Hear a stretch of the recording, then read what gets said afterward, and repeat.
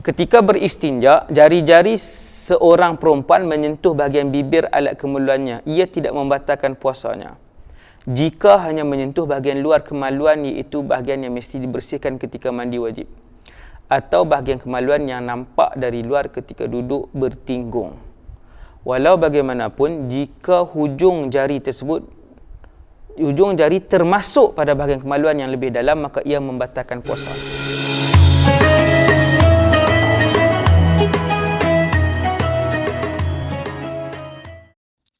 Jari termasuk ke dalam alat sulit.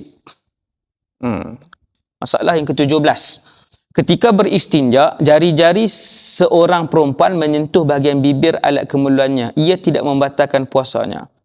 Jika hanya menyentuh bahagian luar kemaluan, iaitu bahagian yang mesti dibersihkan ketika mandi wajib, atau bahagian kemaluan yang nampak dari luar ketika duduk bertinggung. Walau bagaimanapun, jika hujung jari termasuk pada bahagian kemaluan yang lebih dalam, maka ia membatalkan puasa. Yang ni perbahasan orang perempuan. Kemaluan depan, kubul orang perempuan. Bukan orang lelaki. Ni hak nombor 17 ni orang perempuan.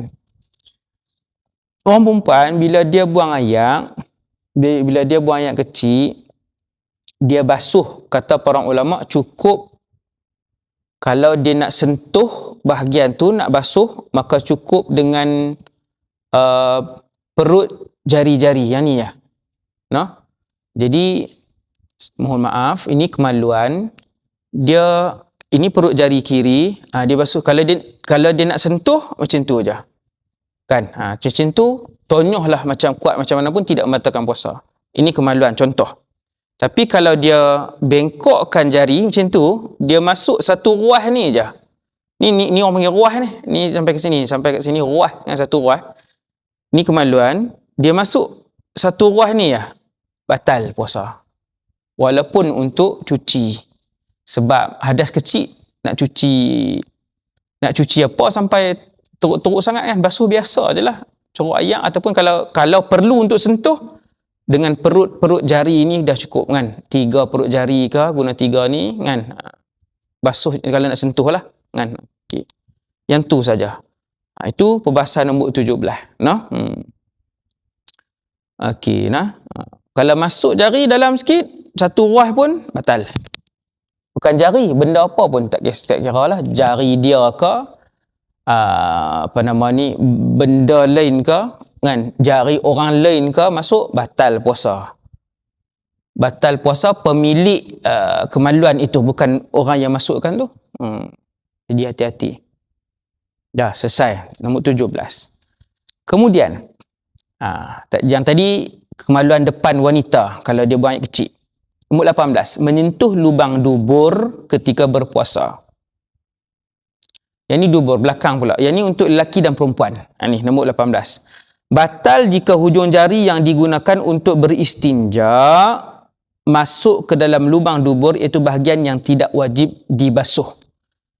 Yang ni lubang dubur, minta maaf. Ini lubang dubur. Lubang dubur keluar najis. Yang wajib basuh ialah sinilah kan. Dalam tak wajib basuh. Lelaki ataupun perempuan selepas selesai qada hajat, dia nak cuci lubang dubur tu, dubur ni yang belakang, lubang dubur, dia masukkan jari ni. Batal puasa walaupun satu ruah. Batal. Sebab tu dia sebut memasukkan bahagian yang ke dalam lubang dubur, bahagian yang tidak wajib dibasuh. Mana bahagian yang tidak wajib? Dalam lah. Dalam tak wajib. Yang ni lubang dubur, basuh yang ni je lah. Sorry ya, belah ni lah. Minta maaf. Okay, basuh lah ni je. Basuh je lah. Lubang dubur ni basuh yang tu. Kenapa perlu masukkan jari? Tak. Masukkan walaupun satu ruah ni, 1/3 jari ni pun, laki atau perempuan batal. Jika hanya memegang bahagian depan dubur yang berkerut ketika beristinja, maka tidak membatalkan puasa. Ni bahagian depan kan. Itu tak apa. Jangan masuk dalam. Okey, najis yang keluar masuk kembali. Muka surat nombor 19 pula. Orang yang buang air besar dan najisnya yang keras telah keluar sebahagian kemudian masuk balik, batal puasanya kerana najis itu dianggap telah masuk ke dalam rongga yang terbuka. Najis yang keras kan? Okey, ini lubang dubur, keluar najis. Contoh keluar najis. Keluar, dia pun kemut. Bila kemut, ni najis, yang keluar ni najis. Bila kemut, separuh daripada yang tuan-tuan nampak ni putus, separuh lagi masuk. Separuh putus, yang dikemut tu, jatuh dalam lubang tandas, separuh lagi masuk balik. Batal puasa. So, dia kena buang semua. Kan? Selalunya tu dia putus semua lah. Dia akan ni semua. Ni contoh seandainya berlaku, dan ni jarang lah berlaku. Tuan-tuan. Okey, nombor 20. Terkejut ketika buang air besar. Orang yang buang air besar dan najisnya yang keras telah keluar sebahagian, kemudian kerana terkejut dia masuk balik. Tidak batal puasanya kerana keadaan itu bukan dibuat dengan sengaja tapi kerana terkejut. Ini tak sengaja. Terkejut. Okey.